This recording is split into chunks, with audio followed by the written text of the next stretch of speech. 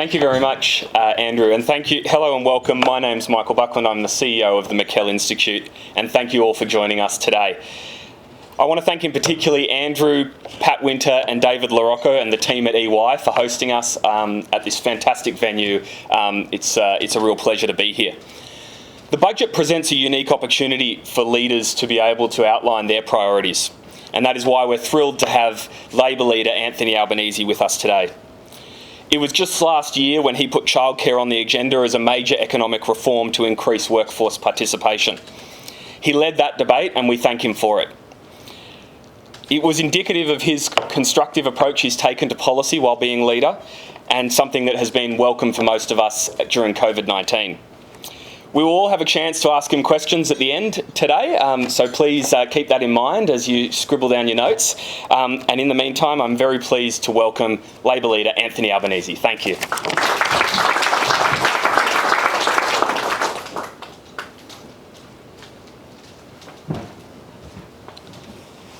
Well, thanks very much, Michael, and I begin by acknowledging the traditional owners of the land on which we meet, and I pay my respect to their elders, past, present and emerging. I acknowledge my colleagues who are here, Jason Clare, Stephen Jones and Tim Ayres, and I also acknowledge my former ministerial colleague, Craig Emerson, and also Dr John Hewson, of course, a former leader of the opposition here as well. And I thank EY for hosting today very much. Australia stands at a critical moment in our history. We continue to face our worst health threat in a century. Coronavirus is raging across the globe with tragic human consequences. While the emergency is thankfully less severe in Australia than many other nations, the Morrison government's bungling of the vaccine rollout and its failure to run an effective quarantine system are acting as a handbrake on our recovery. As we look ahead, our national challenge is to deal with some of the policy and economic weaknesses that have been exposed by this crisis. We must ensure that the next chapter of our national story is about building a nation where our economy works for all Australians and where all of our people, not just some of our people, have opportunities to thrive and to prosper. Creating a better future requires careful planning. However, right now, this nation is saddled with an 8-year-old government, unable to plan anything beyond its next photo opportunity. It is a government that has racked up huge debt without leaving a strong legacy.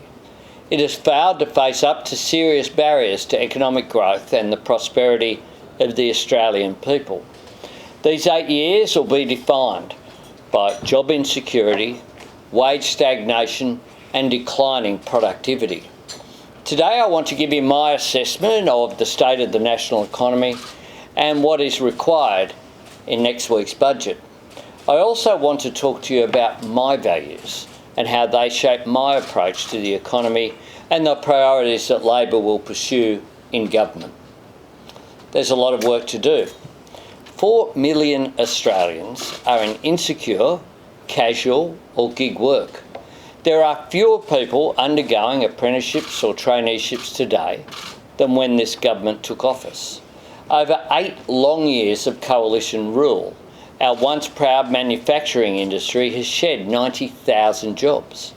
In the same period, out-of-pocket health costs have risen by more than a third. Childcare costs have gone up by 36%. Fees for some university degrees have doubled, and households have taken on record levels of debt. Despite this, we have a government without an agenda or a sense of purpose. Over the past 2 weeks, we've seen a steady stream of pre-budget leaks. Overwhelmingly, these have been re-announcements of funds previously allocated but not actually delivered, or attempts to deal with Labor setting the policy agenda as we did last year on childcare. Scott Morrison wants headline grabs to distract from the leadership crisis, where he's fouling on the immediate issues of the vaccination rollout, hotel quarantine, and of course, stranded Australians. and to distract from his failure to outline a future policy agenda for the country. In stark contrast, Labor has a plan to build a brighter, more optimistic future, embracing the potential of our abundance of natural resources, building things in this country by reviving manufacturing, turning the scientific breakthroughs of our brightest minds into the products and services that will generate economic and social benefits for current and future generations. Initiating a national project to repair our vet system with public TAFE at its heart. And above all, creating good, secure jobs across the economy. The sort of jobs where you can raise a family, have a mortgage and save for a comfortable retirement. Next week's budget will reveal our economy is in better shape than economists feared during the darkest days of last year's national lockdown. Now, there are several reasons for this. Firstly, Australians have been simply magnificent throughout the pandemic. We've listened to the experts, we've followed instructions, embraced new ways of working and learning, and above all, we've looked after each other.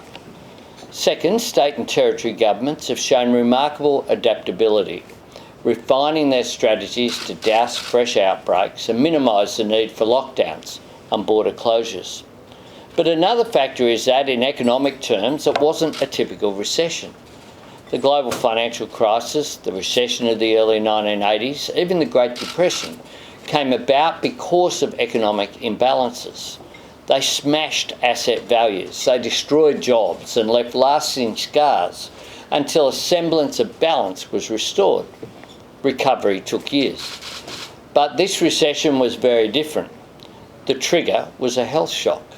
Its damage has not been evenly spread. While some parts of the economy have been devastated, others have prospered. When the virus emerged, governments around the world had no choice but to put economic activity on ice to protect human welfare. They closed international borders, locked down communities and borrowed heavily to support people until the threat eased. At the same time, central banks around the world undertook unprecedented monetary expansion, with our Reserve Bank delivering record low interest rates and embarking on quantitative easing for the first time in its history. Our government delivered some $267 billion of direct fiscal support, about 14% of GDP. This compares to $90 billion during the global financial crisis. And Commonwealth debt has risen from about $280 billion, which the Liberals described as a debt and deficit disaster when they took office. It had more than doubled before the coronavirus pandemic, and it's now more than $1 trillion. COVID caused and continues to cause real damage to sectors like hospitality, international education, the arts and aviation. But industries like construction and mining were largely unaffected. Some sectors like retailing and housing actually boomed. Many Australians worked from home, but they kept their jobs. They continued to consume and generate economic activity. Border closures also put a halt to temporary immigration, thereby resulting in the first population decline in decades. But this has also shone a spotlight on just how reliant we are on temporary migrant workers when we should be investing in training Australians to fill skills shortages. And now, as the freeze begins to thaw, our economy is awash with liquidity, some of which is predictably pouring into real estate. We are not out of the woods yet. We still don't know how many Australians lost their job when JobKeeper was withdrawn in late March. However, on balance, there is no doubt that the unique nature of this recession has meant our economy is bouncing back more rapidly than some commentators suggested. But that's not enough. Not by a long shot. Australians simply can't afford to return to the pre-pandemic conditions of stagnant wages, insecure jobs and increased debt. The real test of next week's budget is whether it lays out a credible plan to help people get ahead and build a better future for themselves. Or will this government just tinker around the edges, hoping that throwing around some money and staging more photo ops will give them cover as they funnel more jobs to their mates, wrought more grant schemes and refused to invest in the renewable energy that all the world's major economies are making an absolute priority. This recession has proved once and for all that there are times when the public interest demands government intervention in our economy, just like the GFC when the former Labor government's policy interventions kept Australia out of recession. At the beginning of the pandemic, Conservative leaders had to suspend their ideological distaste for government support. In Australia, our government initially balked at the concept of wage subsidies when it was suggested by the Labor Party, by trade unions and by the business community. Scott Morrison himself described wage subsidies, to quote him, as very dangerous until the spectre of those long lines outside Centrelink made that politically inconvenient.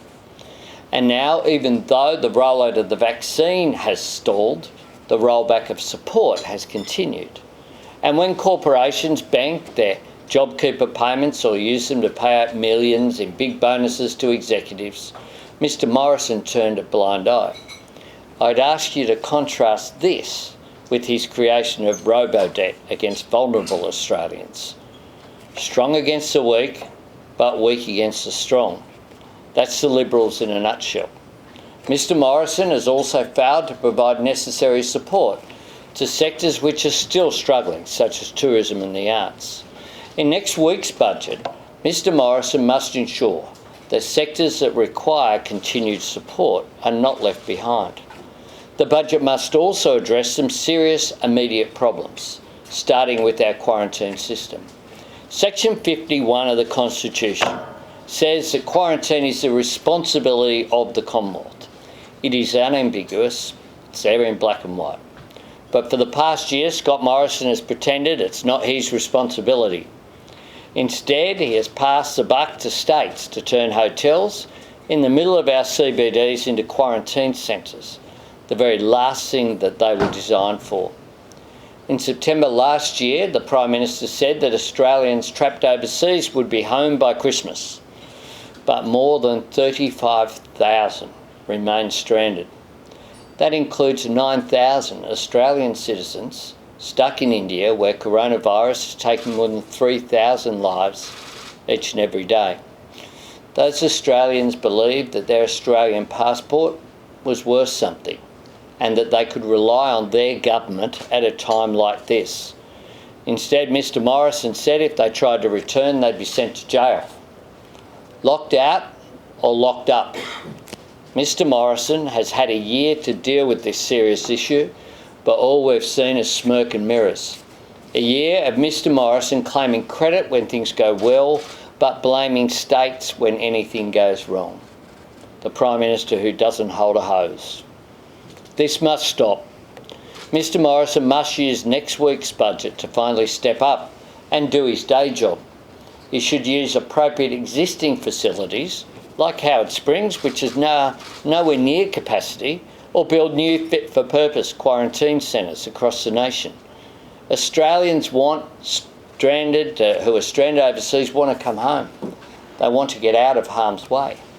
Locally, Australians want an end to coronavirus breakouts in hotels, and everyone wants an end to the blame game. They want the economy to reopen and stay open. An investment in vaccination and quarantine now is an investment in the economy long term. Indeed, the McKell Institute research calculates the slowness of the vaccination program is likely to cost the economy $16.8 billion due to the delay in international borders reopening. On top of that, there's the continuing risk of additional economic costs from further local outbreaks. The outcome of the Royal Commission into Aged Care was a shame on our nation, a national embarrassment. The idea that our most vulnerable citizens are being neglected, of maggots crawling out from underneath bandages, of our own parents and grandparents being malnourished, is incomprehensible in 21st century Australia. Even worse, the scale of the crisis was clear when the Royal Commission issued an interim report in October 2019. The one-word title of that report summed up the problem. Its title, of course, was neglect. Scott Morrison could have acted earlier. He deliberately and callously chose not to do so. Indeed, this government has received 22 reports into aged care in the past 8 years and has done little beyond cutting the sector's funding by $1.7 billion. That's why 2/3 of aged care home residents are malnourished or at risk of being malnourished. They are literally starving. It's why over the past 2 years, 26,000 older Australians died while they were waiting for their home care packages that had been approved. The aged care system needs serious investment. It needs better nutrition for residents. It needs better pay, better training and better conditions for overstretched and under-resourced staff. As the Royal Commission recommended, it needs guaranteed minimum staffing levels and skills mix in residential aged care. It needs a crackdown on unscrupulous providers who put their financial comfort above the interests of older Australians in their care. It is time for comprehensive reform with ongoing transparency and a rating system so that all Australians can make informed decisions about where their loved ones go for care.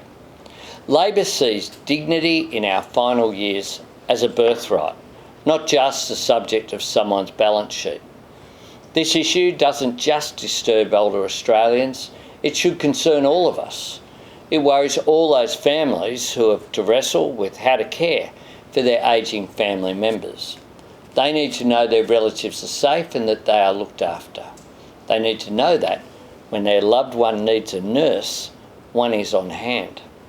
A Labor government under my leadership will rebuild our broken aged care sector. Tackling the workforce challenges will be front and centre. So too will be confronting one of the other key priorities identified by the Royal Commission, dementia management. About 500,000 Australians suffer from dementia. That's 1 in every 50 of us. But it's up to 2 out of every 3 aged care residents. The condition is difficult to manage and resources are inadequate. Next week's budget should ensure that dementia management is core business for aged care. The key actions needed include dementia care must be part of the formal training requirements for doctors, nurses and aged care workers. Every person working in aged care must be equipped with the training and skills needed to deliver the care older Australians with dementia deserve. Aged care providers must demonstrate they are competent and capable of caring for older Australians with dementia. Providers must appoint dementia support leaders to ensure each resident gets the care they need. Working with states and territories, there is a need to update the National Building Code to ensure new aged care homes are dementia friendly. There is a need to recruit dementia support counsellors to help Australians with dementia and their families navigate the aged care system. And we must expand existing dementia carer dog programs as a way to help more older Australians stay in their homes longer. We know that it works. I turn now to jobs and wages. It used to be the case that workers received pay rises because of productivity gains. But under this Liberal government, that nexus has been broken. Between 2013 and 2020, wage growth has been stagnant. You don't need to be an economist to understand the problem. You only have to ask yourself, when was the last time I had a real wage rise? Wage growth has been half of that achieved under the former Labor government. And we shouldn't be surprised, because in 2019, Matthias Cormann said low wage growth was a deliberate design feature of the Coalition's economic policy. Scott Morrison wants Australians to work harder to boost economic growth and increase business profits, but he doesn't want workers to get a piece of the action through a wage rise. Australians just want to get ahead, but low wage growth is holding them back, and it's holding back our economy as well. At the same time, profits are rising in so many sectors. Next week's budget must include genuine measures to boost productivity, including investment in skills. This Liberal government has spent 8 long years running down training and ripping billions out of public TAFE. They would prefer high levels of temporary skilled migration to ensure an excess supply of labour and keep wages low. Labor supports permanent migration as the preferred option, supplemented where necessary by temporary migration. But what we won't support is a government that deliberately denies its own citizens the reward and the incentive that comes from a decent pay rise. Next week we'll hear a lot of job numbers from a government that is great at making grand announcements as the end in itself, but then it never worries about the delivery. Let's not forget this very simple point. The centrepiece of last year's budget was the JobMaker scheme and its hiring credits. We were told that JobMaker would create 450,000 new jobs without edging out those who were already in the workforce. New jobs, the Prime Minister assured us, nearly 500,000. He knew this wasn't true even as he said it. At the time, Treasury officials told Senate budget estimates. The real predicted figure was just 1 in 10 of new jobs. And we now learn that this botched scheme has created a mere 1,100 jobs. Target of 450,000, delivery 1,100. 449,000 short of their target. A policy failure of epic proportions that was the centre of last year's budget.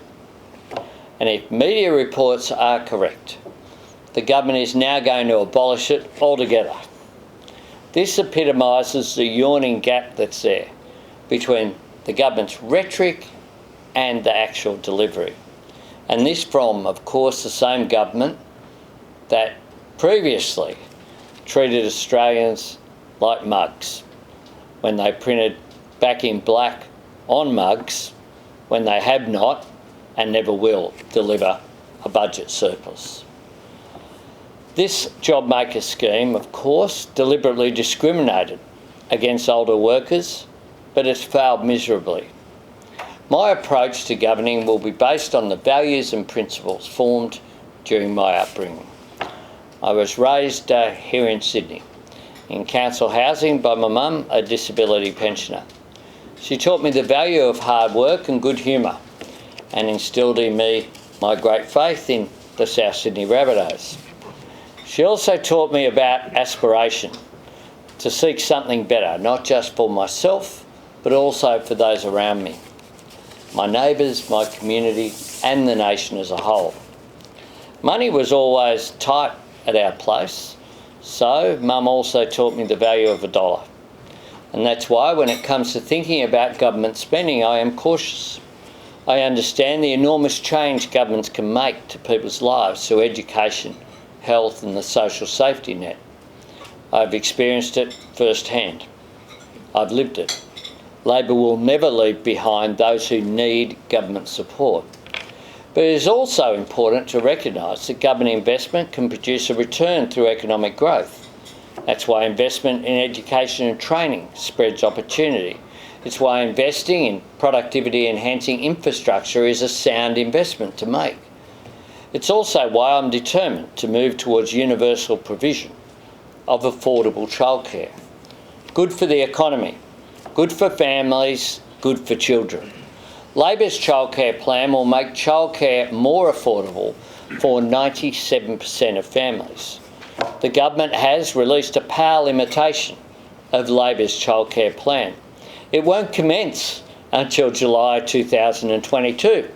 Someone should tell them they're in government now. It will help one quarter of those that will be assisted by our plan. Having dismissed Labor's policy, which I announced in last year's budget reply, the Treasurer has now conceded, and I'll quote him, quote, "These changes strengthen our economy and at the same time provide greater choice to parents who want to work an extra day or 2 a week. So there it is. The Treasurer announcing a solution for the problem that he said last year didn't exist. Applying the Treasurer's own rhetoric means that assisting more families would deliver even greater economic benefits.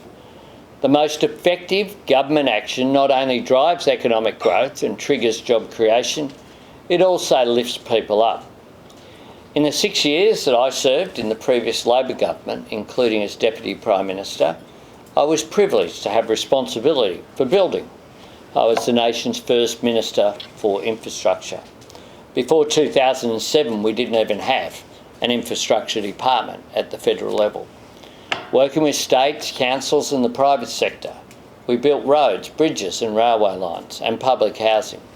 Even today, I feel proud when I drive on roads that represent a legacy of my time in government. They remind me that the honour of governing provides an opportunity to make a real difference to the lives of our fellow Australians. We shouldn't just occupy the space. If I'm honoured to be elected Prime Minister, I want to keep building. I want to build a better Australia.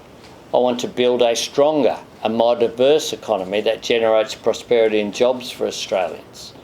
I want to build a dynamic education and training system, one that encourages people to follow their dreams and realise their aspirations for their own prosperity and that of their families and their communities.